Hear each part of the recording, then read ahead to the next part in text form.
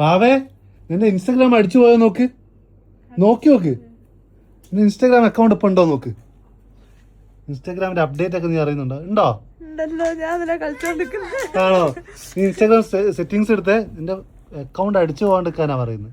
ഓ എനിക്ക് മനസ്സിലായി. Account and centre എടുക്ക്.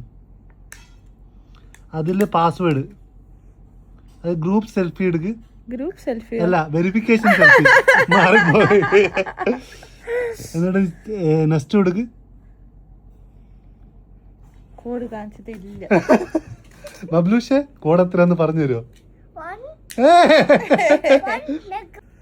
അപ്പം ഇങ്ങനെ നമ്മൾ സെൽഫി വെരിഫിക്കേഷൻ ചെയ്യുക, വേഗം കംപ്ലീറ്റ് ആക്കുക.